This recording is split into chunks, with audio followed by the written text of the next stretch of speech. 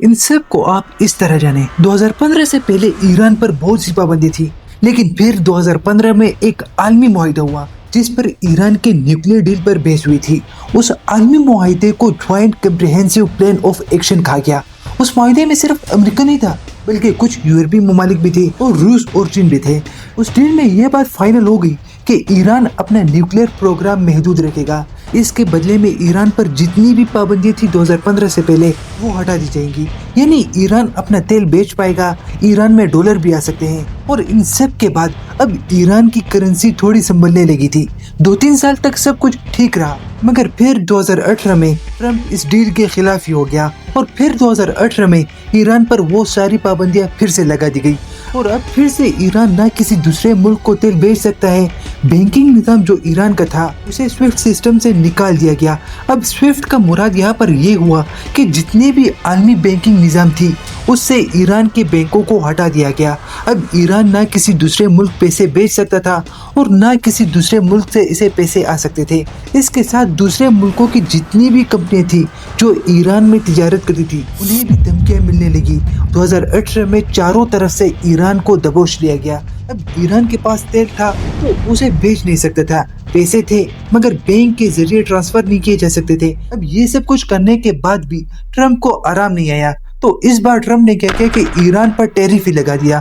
ویسے تو ٹیرف کا یہاں پر کوئی فائدہ نہیں تھا، مگر ٹرمپ نے اپنی پوری کرنی تھی تو یہ بھی کر لیا۔ اب ان سب کا اثر ایران پر پڑنے لگا۔ ایرانی ریال دن بدن گرتا چلا گیا۔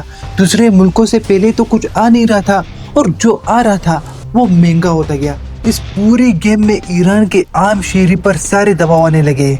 پہلے تو جان بوجھ کر ایرانی ریال کو ردی کے برابر کیا اور اس کے بعد یہ کہانی دوسرے مرحلے میں جاتی ہے، یعنی اب باری تھی احتجاج کو ہائی جیک کرنا۔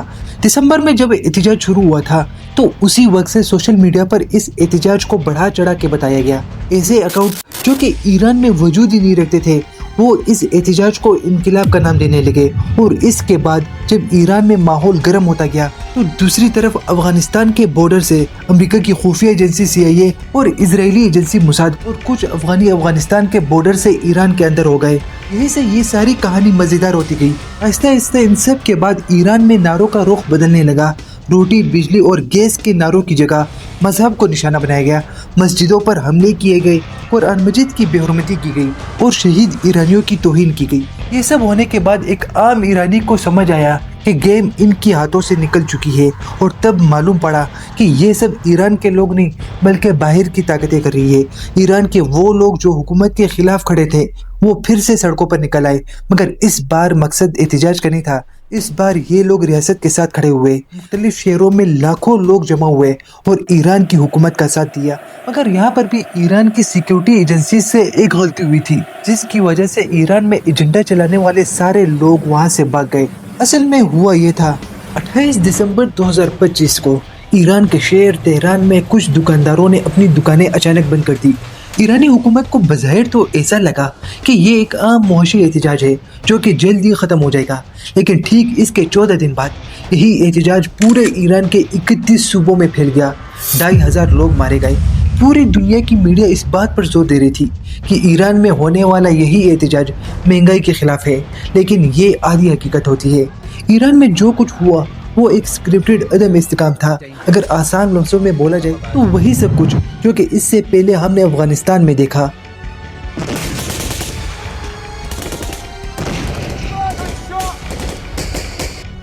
عراق،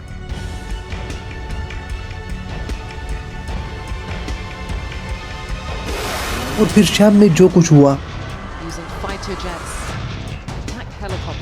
اور اب یہ سب کچھ ایران میں آزمایا جا رہا تھا۔ بس فرق اتنا تھا کہ اس بار نشانہ ایک مضبوط اسلامی ریاست تھی۔ دسمبر 2025 میں جب تہران کے کچھ علاقوں میں احتجاج شروع ہوئے تو یہ بات ضروری تھی کہ یہ احتجاج مہنگائی کی دباؤ کی وجہ سے تھا، مگر کچھ دنوں بعد اچانک یہی احتجاج ایرانی حکومت کے خلاف ہو جاتا ہے۔ کسی طرح ایران کی گورنمنٹ کو ختم کرنا ہی ان کا مقصد ہوتا ہے۔ ایران میں حالات بہت زیادہ بے قابو ہونے لگتے ہیں، مگر پھر اچانک ایران کی سیکیورٹی ایجنسیز اس احتجاج کو ختم کرنے میں کامیاب ہو جاتی ہے۔ احتجاج ختم کرنے کے بعد ایرانی حکومت کے مطابق احتجاج کے دوران کچھ اکاؤنٹ مسلسل ایرانی حکومت کے خلاف ایجنڈا چلا رہی تھی اور وہ سارے اکاؤنٹ ایران کے باہر سے آپریٹ ہو رہے تھے، امریکہ، اسرائیل یا پھر افغانستان جیسے ملکوں سے۔ ایرانی گورنمنٹ کی سب سے زیادہ مدد ایرانی لوگوں نے ہی کی۔ جب ایرانی لوگ خود سڑکوں سے پیچھے ہٹ گئے، لاکھوں لوگ کھل کر اپنی حکومت کا ساتھ دینے لگے۔ یہی لمحہ تھا جب امریکہ کے لیے سب سے خطرناک ثابت ہونے لگا، کیونکہ امریکہ کی پوری کوشش یہی تھی کہ کسی طرح عوام کو ریاست کے سامنے کھڑا کرنا تھا، لیکن جب عوام نے ریاست کا ساتھ دیا تو ٹرمپ کا سارا بیانیہ ہی ٹوٹ گیا۔ احتجاج ختم ہونے کے بعد ایران کی سیکیورٹی ایجنسیاں اور ایران کے لوگوں نے مل کر کچھ لوگوں کو پکڑا، جس میں موساد، NDS یا MI6 جیسے اداروں کے لوگ تھے۔ یہ ادارے اسرائیل، افغانستان اور برطانیہ کی سیکیورٹی ایجنسیز ہیں۔ جب ان ایجنسیز کے لوگ پکڑے گئے تو تب امریکہ نے اپنا اصلی چہرہ دکھایا۔ احتجاج جیسے ہی ختم ہوا تو دوسری طرف واشنگٹن میں جنگ کی خبریں پھیلنے لگی۔ مسٹر ٹرمپ کا کہنا تھا کہ ہم ہر طرح سے تیار ہیں، اگر ایران کی حکومت اندر سے نہیں گرتی تو باہر سے ہم گرائیں گے۔ ایران اور امریکہ کی اس پوری کہانی میں آپ اسرائیل کو نظر انداز نہیں کر سکتے۔ اسرائیل کے لیے ایران ہمیشہ سے ایک ملک نہیں بلکہ ایک بڑا خطرہ رہا، اور ویسے بھی ایران اسرائیل کو ایک ریاست ہی نہیں مانتا، جس کی وجہ سے دونوں ملک ایک دوسرے کے لیے خطرہ ہیں۔ اسرائیل کی انٹیلیجنس نیٹ ورک کے لوگ پہلے سے ہی ایران میں موجود تھے اور کسی طرح ایران کی حکومت گرانا چاہتے تھے۔ احتجاج کے بعد امریکہ کھل کر ایران پر حملے کی بات کرنے لگا، کئی بار اپنی ہی میڈیا پر پوری دنیا کے سامنے یہی کہتا کہ امریکہ بہت جلد ایران پر حملہ کرے گا۔ Iran wants to negotiate, yes. We may meet with them. I mean, a meeting is. There seem to be some people killed that aren't supposed to be killed. مگر پھر کچھ ہی دنوں بعد یعنی 15 جنوری 2026 اپنی ہی بات سے پیچھے ہٹ گیا۔ 15 جنوری کو امریکہ کی میڈیا پر یہ بتایا گیا کہ امریکہ کوئی بھی ارادہ نہیں رکھتا ایران پر حملے کا۔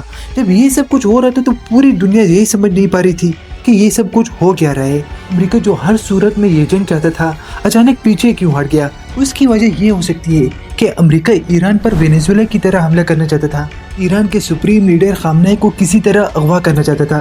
مگر فرق یہاں پر یہ ہے کہ وینیزویلا کی آرمی کے کچھ آفیسر امریکہ کے ساتھ اس وقت ملے ہوئے تھے، جس کی وجہ سے امریکہ کے لیے وہ سب کچھ کرنا آسان تھا۔ مگر ایران کے کیس میں یہ سب کچھ کرنا اتنا آسان نہیں۔ ایران کے ساتھ اور بھی کنٹریز ہیں جیسے کہ رشیا، چائنا اور پاکستان جیسے ممالک ساتھ ہیں، جس کی وجہ سے امریکہ حملہ کرنے سے پہلے سوچے گا ضرور۔ امریکہ سب سے زیادہ ٹارگٹ شروع سے پاکستان کو کرنا چاہتا تھا۔ اگر امریکہ کی تاریخ دیکھے تو امریکہ کبھی بھی اکیلے جنگ نہیں لڑتا، وہ ہمیشہ خطے کے ممالک کو فرنٹ ٹارگٹ کرے گا۔ اگر افغانستان کے کیس میں دیکھے تو افغانستان میں پاکستان استعمال ہوا تھا۔ عراق میں جب امریکہ نے حملہ کیا تھا تو وہاں پر خلیجی ممالک، سعودی یا دبئی جیسے ممالک استعمال ہوئے تھے۔ اور اگر ایران کا معاملہ پھر سے آگے بڑھتا ہے تو اگلا دباؤ پاکستان پر پھر سے پڑ سکتا ہے۔ یہی وجہ ہے کہ ایران کے بعد پاکستان کا نمبر ضرور آ سکتا ہے۔ ایران کے کیس میں آپ کو یہ تو سمجھ آ گئی ہوگی کہ ایران میں آگ لگانے والا کون تھا اور اس آگ میں پیٹرول چھڑکنے والا کون تھا۔ ان سب کو آپ ایسے سمجھے۔ ایران میں احتجاج سڑکوں پر نکلنے سے بہت پہلے ہی ایران میں جنگ چھڑ چکی تھی۔ آپ نے سوشل میڈیا پر پچھلے کئی دنوں سے یہ بات ضرور دیکھی ہوگی کہ ایران میں امریکی ڈالر بہت مہنگا ہے۔ آپ ان سب کو اس طرح لے لیں، ایک بریڈ کا پیکٹ جو کہ لوکل مارکیٹ میں $1 کا ہے، اور وہی بریڈ کا پیکٹ ایران میں 14.5 لاکھ ایرانی ریال کا ہے۔